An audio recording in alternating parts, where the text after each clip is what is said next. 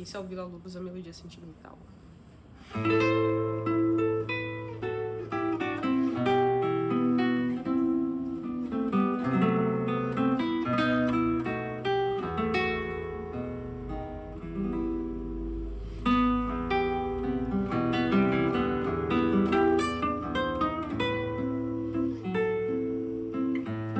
Eu queria começar te perguntando quais são as suas primeiras memórias da vida, Tá. ligadas à música.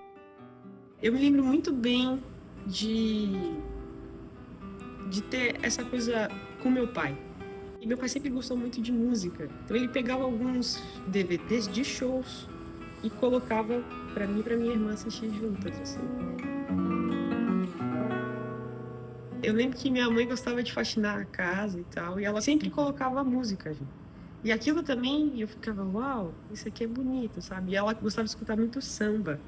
Então, eu escutava, assim, e principalmente o timbre do violão, eu ficava, caramba, que bonito isso aqui, né? E aí eu comecei a pegar as vassouras da minha mãe e imitar a banda, imitar o cantor.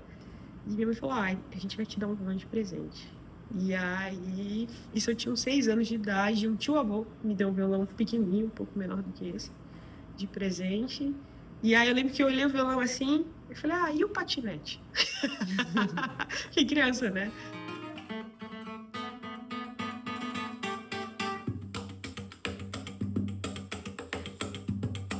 Eu acho que o que torna especial a música brasileira é que as pessoas fazem de coração, sabe? Tipo, tá aqui na alma da pessoa. Eu faço isso porque eu acredito que essa é a nossa música, essa é a nossa identidade, assim. E isso tá em todos os lugares. Você escuta Villa-Lobos, as melodias dele, tá lá. Você escuta a Lineker, tá lá, sabe? Você falou que você lembra da sua mãe botando samba. Então, ainda que hoje seu trabalho esteja muito ligado ao violão clássico, o primeiro contato talvez foi no samba, né? Na cultura popular. E tem um fato curioso, eu nunca gostei de música com letra, né? Quando eu era criança eu não gostava. E tocava na rádio sempre, né? Enfim, sertanejo e tal. E eu falava pra minha mãe, nossa, por que todas as músicas falam de amor? E minha mãe falava, não sei, né? Enfim, é o que sai na rádio. Mas aí eu descobri um outro mundo, que não necessariamente tá falando de amor, mas tá falando do instrumento, das notas. Não tem texto. Eu acho que tem essa coisa também, né? Aqui no Brasil, o lance da música cantada, né? A música popular, a música, enfim, que chega nas pessoas nas rádios, ela é muito divulgada, né? Ela tem todo um mercado gigantesco, mas a música instrumental não. E o meu, eu não sei, eu vejo como meu papel assim de levar a música instrumental para lugares, descentralizar, lugares diferentes. Então, como é que você explicaria para uma pessoa leiga de uma forma bem simples qual é a diferença do violão clássico e do violão popular? Eu gosto de pensar na seguinte coisa: a pessoa que toca o violão clássico é um músico pilhado, e a pessoa que toca o violão popular é um músico mais relaxado, né? Vamos curtir, vamos aproveitar esse momento. E também tem uma coisa do lance de como se toca, né? Só que aí vem a coisa que é difícil, principalmente no Brasil, é tudo muito junto, tudo muito mesclado, né? Você vai ter músicos tocando na perna direita e tocando que nem um violonista clássico, tipo, tudo certinho, tudo no lugar. E Amadou Costa, esse é uma das grandes referências, assim, e ele brinca com o violão. O músico clássico, ele vai olhar a partitura, né? É uma tradição pela partitura. E o músico popular, muitas das vezes, é uma tradição oral. Então é escutar, entender como é que funciona, aprender de olhar. Mais ou menos por aí. Muito legal. Deixa eu ouvir. E essa coisa que você coloca, né, do ruído, isso acaba virando uma identidade de certos artistas né, nesse universo da cultura popular. Claro. E até às vezes a forma de tocar as cordas que seria considerada errada, fora de um padrão institucional, também vira super identidade. Eu lembrei do Nelson Cavaquinho, né? O jeito que ele toca o violão é específico. É que nem o Baden Powell. Vira coisa especial daquele compositor, daquele músico. O Baden Powell é um cara que faz assim. Ele toca o violão dele, é tanto que é um violão difícil de tocar, porque é o jeito, a técnica que ele desenvolveu de mão direita, que geralmente ele toca assim.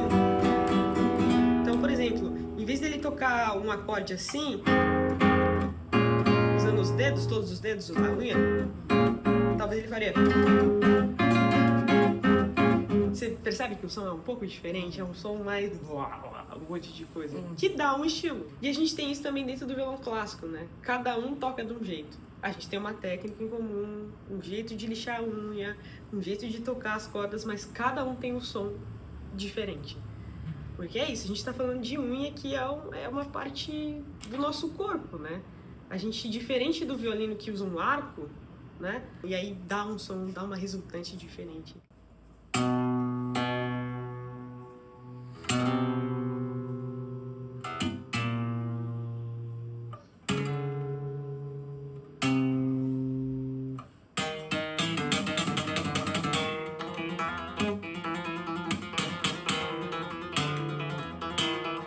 Esse universo que eu me encanto, assim, sabe?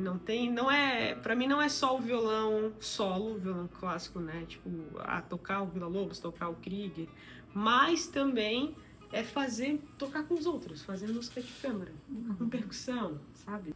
Sei lá, virar um violão, bater e jogar pra cima e dar uma pirueta, são umas paradas assim que eu acho muito interessante. Porque eu acredito que a música, enfim, em termos de música clássica, às vezes as pessoas são muito preocupadas em pensar o que o público vai achar, o que o público vai escutar, se ele vai gostar ou não. Mas eu tenho essa concepção que tipo, tem que sentar na cadeira e tem que tocar. E as pessoas, alguém vai te escutar, né? E pra mim isso é o que mais importante, assim, sabe? Independente do que a pessoa conhece de música, do que ela tem ideia do que é, o que não é, como é que aprende, como é que estuda, tá lá, tá escutando, tá assistindo, pra mim isso é a coisa mais importante, assim. Divulgar o violão por outras, divulgar a música clássica e a música popular brasileira de outras formas, assim.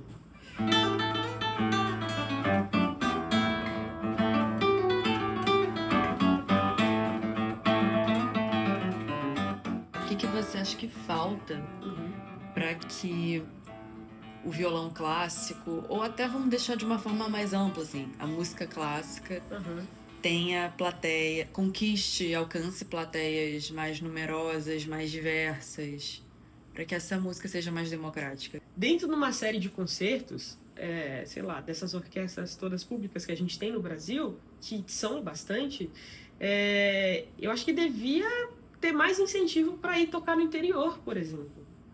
Porque as pessoas vão assistir, né? E tem que tirar essa coisa do medo do teatro, assim. Porque isso é muito doido. Você pergunta para alguém do interior, você já foi ao teatro? A pessoa, não, eu não sei que roupa que usa para ir ao teatro.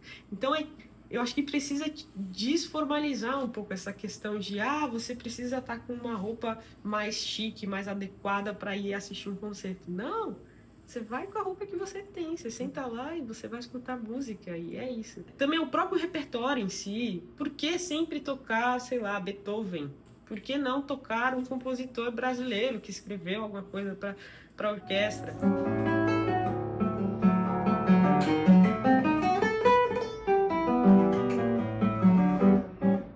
Por muito tempo foi um fazer de elite, né? Então, quem era filho de gente rica que ia estudar piano, ia para a Europa.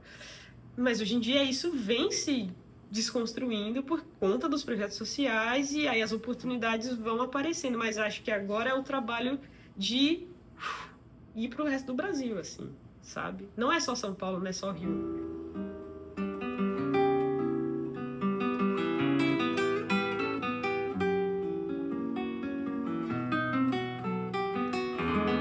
Isso é muito engraçado. O violão brasileiro tem um jeito único de tocar, assim. O que é esse jeito único de tocar? A gente se diverte. É isso. Esses dias eu fiz uma entrevista lá em Nova York e o cara falou assim, é muito bonito de ver o quão vocês brasileiros se divertem tocando. Vocês não tocam sério. Vocês não... vai ter um do outro que vai tocar sério e tal, mas vocês se divertem. A gente escuta isso nas notas. Eu sempre tento ver o violão como isso, assim, porque senão você fica meio louco.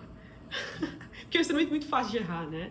É como se você estivesse pelado na frente do público e as pessoas estão vendo você lá. E aí você tem que... eu não tô sem roupa, eu tô com roupa. Então, eu acho que tem que entrar nessa lance da diversão, assim, pra até abaixar a adrenalina, sabe? E curtir o momento.